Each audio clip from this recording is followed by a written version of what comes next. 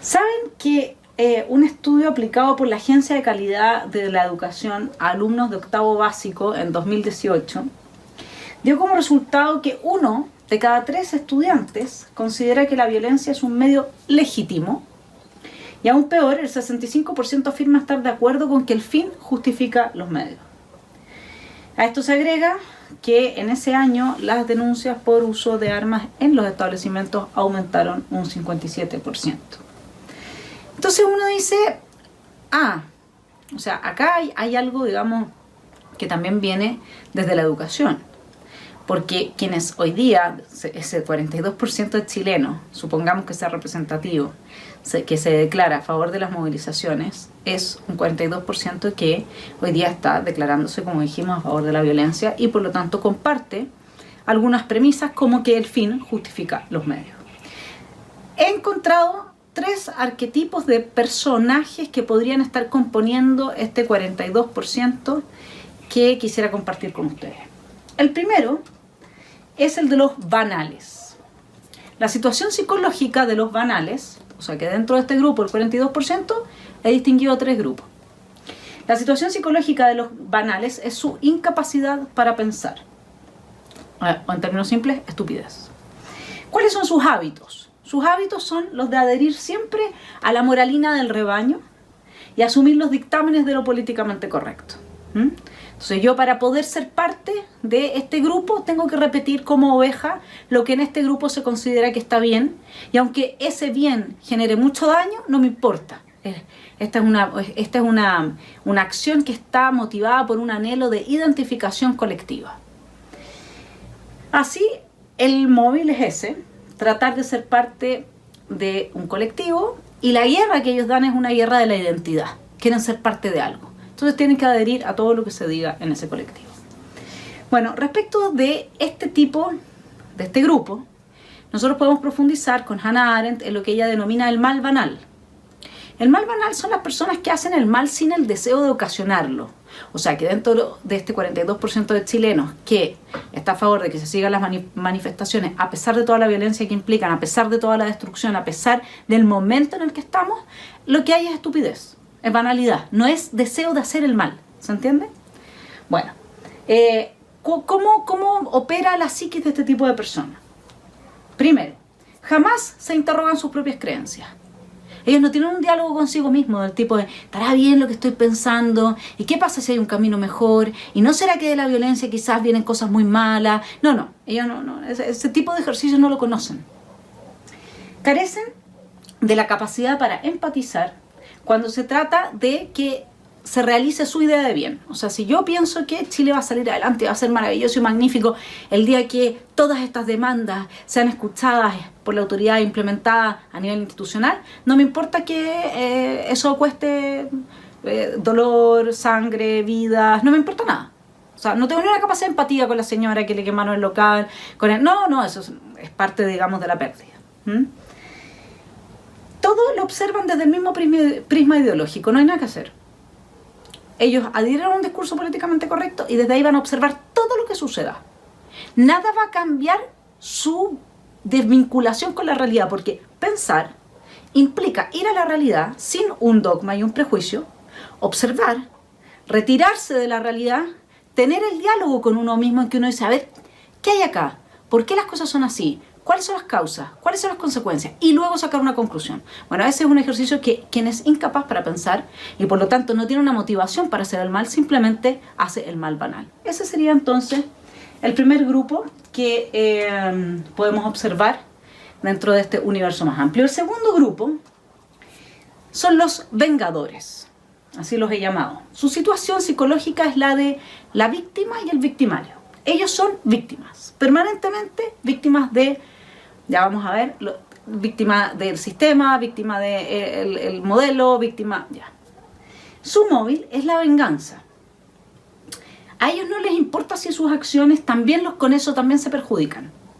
Para ellos lo más importante es perjudicar al otro. Si con eso ellos están peor, no les importa.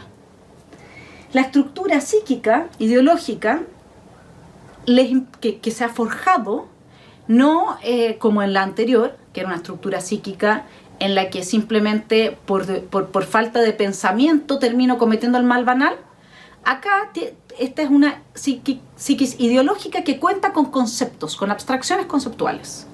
Como mencionaba antes, creen en un sistema, demonizan a estos conceptos abstractos, como por ejemplo, y que no lo saben explicar, ¿eh? O sea, si uno va y le dice, ¿pero qué es el capitalismo? No tienen idea. Pero el capitalismo es el malo, ¿pero cuál sistema? Tampoco tienen idea. Simplemente se mueven a partir de estos conceptos. Y bueno, a eso le podemos sumar mercado, modelo, etc., ¿no? ¿Cuáles son sus hábitos? Sus hábitos son los de la fe ideológica, y estos hábitos los adquieren en las escuelas y las universidades. Hago un paréntesis aquí para contarles una situación que me pasó hace unas semanas atrás, antes de entrar en cuarentena, cuando fui al supermercado, en que la cajera me contaba que tenía 2 hijos. Uno en el Liceo José Victorino Lastarria y la otro en un colegio particular subvencionado. Me decía, el niño que tengo en el liceo, de 12 años, es comunista. Me decía, yo me preocupé por darle una educación decente a mis hijos. Y en el colegio me lo ideologizaron. Bueno, ese niño crece creyendo cosas. Tiene una fe, una religión. Y entonces sus lemas son más o menos como los grafitis que fue haciendo parte de quienes salieron a manifestarse violentamente. Somos los de abajo y vamos por los de arriba. Si no nos dan lo que queremos, no tendrán paz. Entonces la pregunta es, ¿de qué no son víctimas ellos cuando creen con este señor de acá? Les voy a leer un poco cómo entiende Zizek, que es uno de los intelectuales más importantes de la izquierda, que ya lo he presentado varias veces, me gusta mucho estudiarlo, durante el presente siglo. Zizek dice que la violencia subjetiva es simplemente la parte más visible de un triunvirato que incluye también 2 tipos de violencia. En primer lugar, hay una violencia simbólica, encarnada en el lenguaje y sus formas. Imagínense ustedes. ¿Se acuerdan del lenguaje inclusivo y toda esta cosa?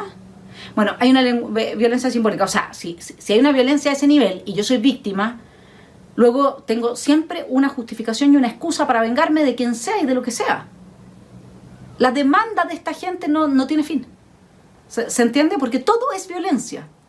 Y de ahí dice, en segundo lugar, existe otra violencia que él llama sistémica, que son las consecuencias a menudo catastróficas del funcionamiento homogéneo de nuestros sistemas económico y político. La violencia objetiva es invisible, puesto que sostiene la normalidad de nivel 0 contra lo que percibimos como subjetivamente violento. Y la violencia sistémica es invisible, mientras la violencia subjetiva es visible. O sea, aquí estamos hablando de que todo es violencia. Entonces esta gente que se mueve desde estos conceptos abstractos que no sabe explicar, que adquieren en las escuelas, y que justamente ahí es donde uno ve, ¿no es cierto?, los resultados en el estudio que les citaba, donde el fin se justifica los medios.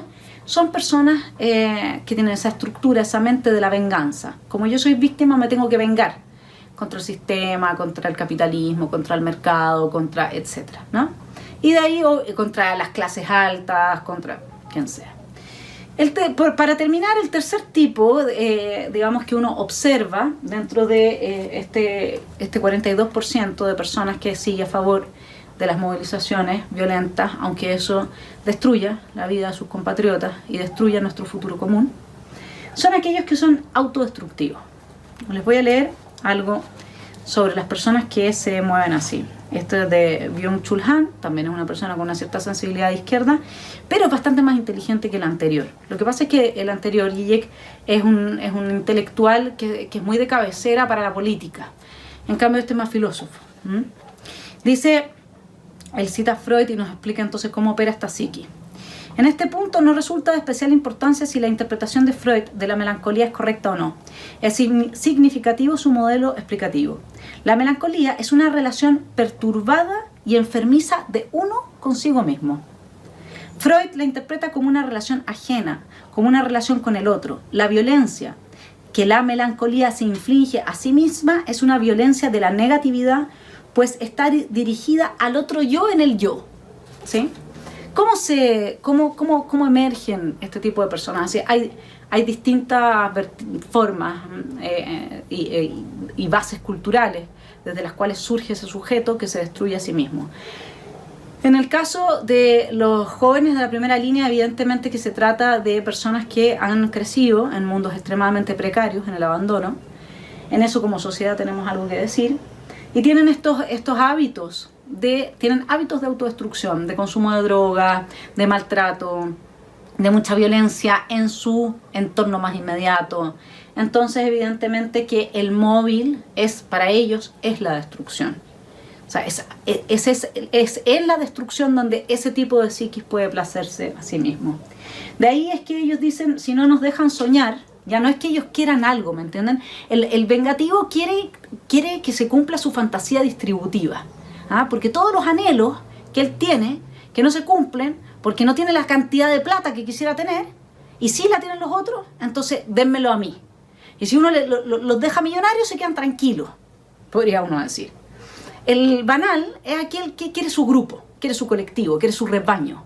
Es el que tranza, el que no piensa en nada más que en la satisfacción que le produce saber que tiene una familia más amplia que la familia más directa, digamos, que uno tiene normalmente.